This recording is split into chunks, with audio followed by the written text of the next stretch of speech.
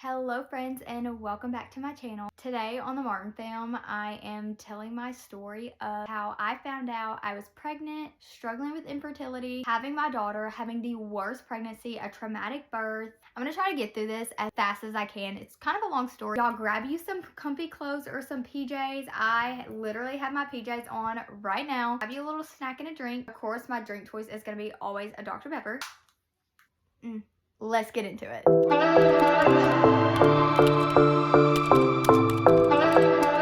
think the only appropriate way to tell the story is to go back to the very beginning. So me and my husband knew we always wanted to start a family and have one kid, multiple kids. I wanted like 3 or 4 kids. My husband wanted 2 or 3. I was so excited when we got engaged the summer of 2021. We started trying a little bit beforehand and we honestly didn't think much of it. I just kept checking my ovulation. After a couple months, I decided to go to the doctor, one because I was having a lot of pain, girl problems, but it was like a different level of pain. Went to the doctor, got a checkup. They said I had some issues in my blood work with estrogen. I did not tell my family anything. I kept it a total secret.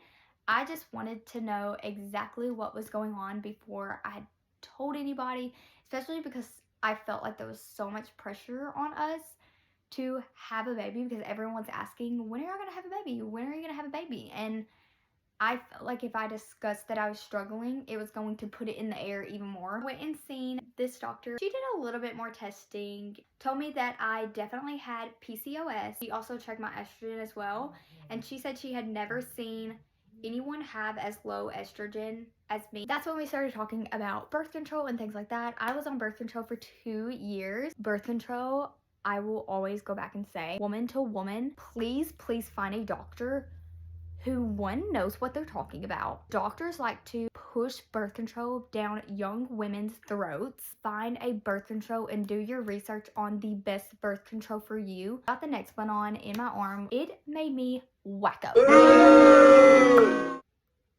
I was a total different person. Finally got off of the birth control and it just threw my body through this whirlwind of what just happened because it went from super low to no estrogen to all this fake estrogen to low estrogen again.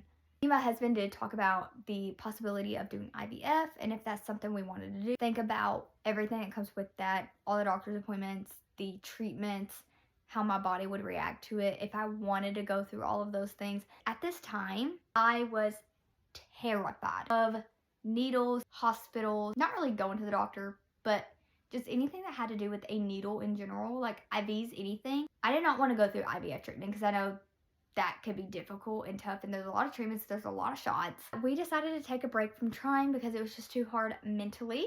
So this is when we decided to become dog parents. Our bestest boy, Finn, he was just our absolute baby. We got him the Christmas of 2021. Finn definitely helped me with this whole process. After Christmas, after the holidays or around the holidays, I decided to tell my family what I was struggling with. They were truly so sympathetic. They supported my decision whether I did IVF or didn't do IVF.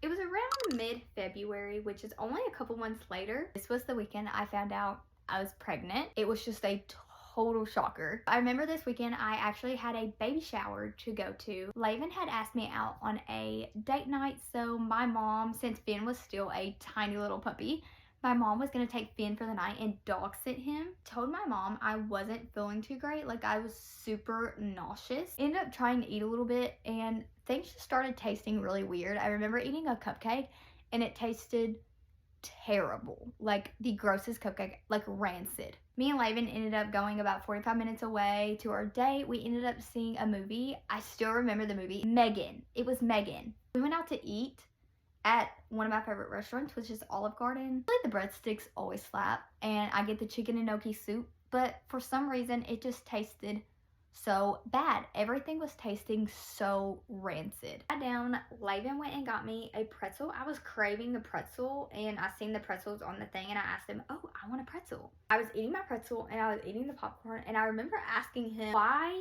did you get me a pretzel with sugar on it? To me, the pretzel tasted so sweet. Like, sugar, and the popcorn tasted like kettle corn. Come Monday morning, I remember it was actually President's Day. I remember waking up that morning at like 6 o'clock in the morning and going and puking my guts out. Just this little thought, and I don't even know where this thought came from. Girl, take a pregnancy test. So went to Walmart, got a pregnancy test, took it. Y'all can guess.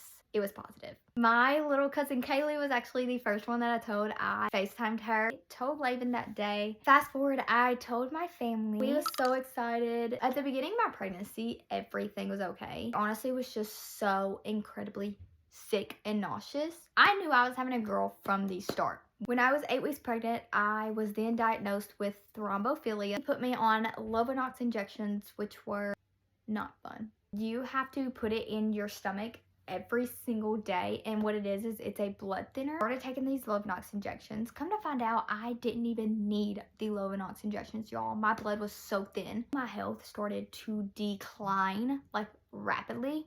I fainted multiple times in my home. I remember one night I fainted.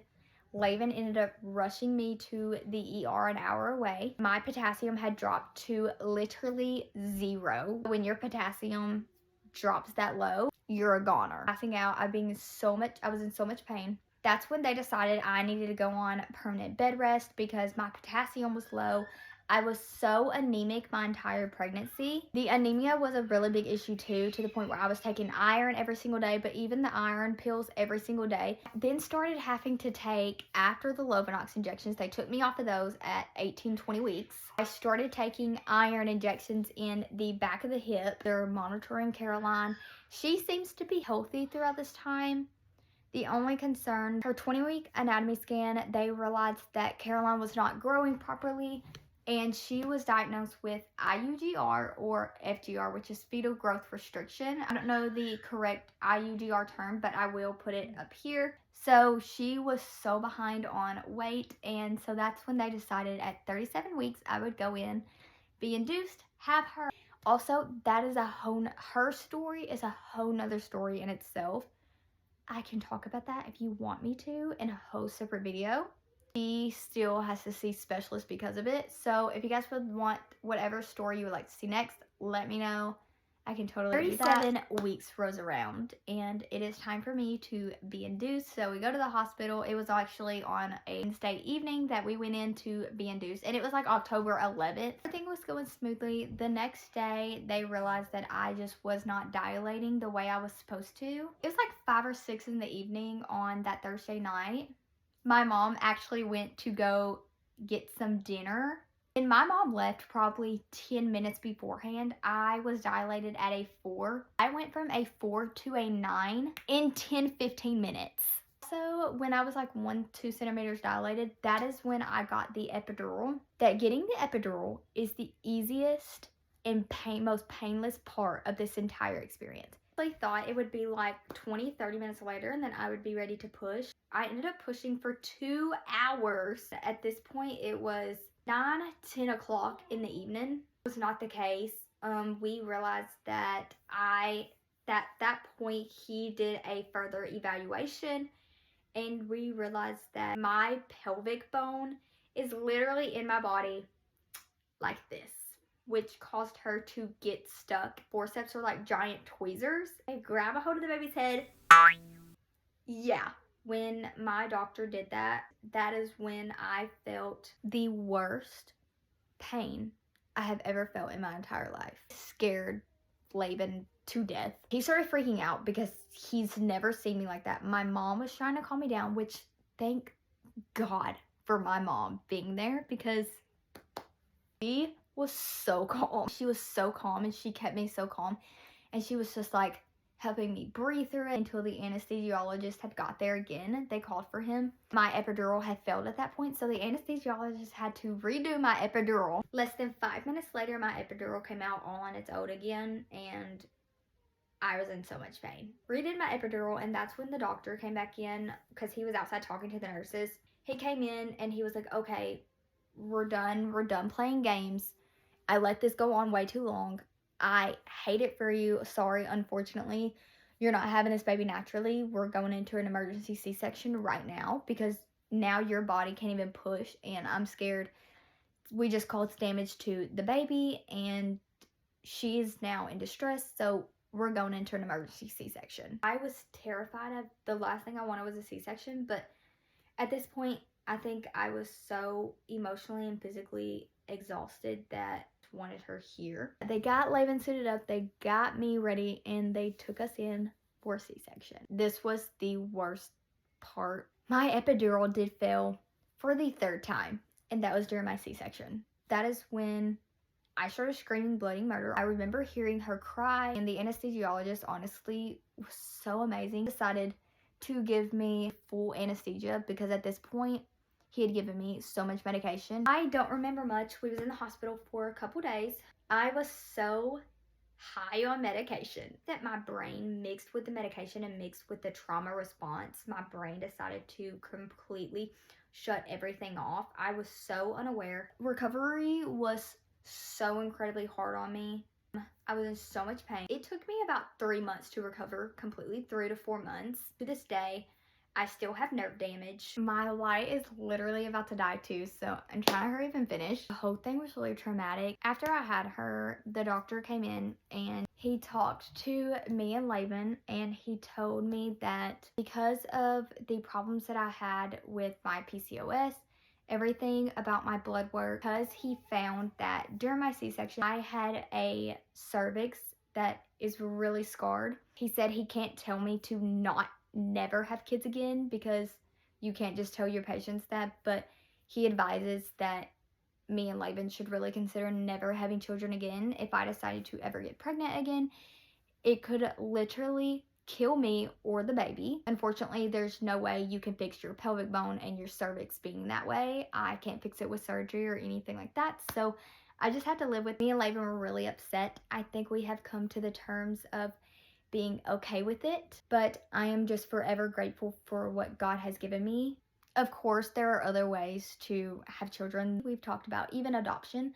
I would love to adopt. That's something that I have always thought of. Honestly, that's really it. It has been a little over a year. Carolina's 15 months. I'm truly just sharing my story with you guys because I feel like there's other women. My light just died, guys. And every birth is beautiful. And even though some birth can be traumatic, you brought a child into this world. You literally grew bones. Like, good for you, girl. You can always message me. I will put my other socials down in the description, and I will try to respond to anybody and everybody if you just want to tell me your story or you need some advice. And I know I talk a lot and I rambled a lot in this video, so congratulations to you. You guys are the real friends if you stayed to the end of this video. Thank you so much for listening to my story. Hope you guys enjoyed. If you go ahead and subscribe to my channel. And yeah, like I said, I'll see you guys in the next one. Bye, Martin fam.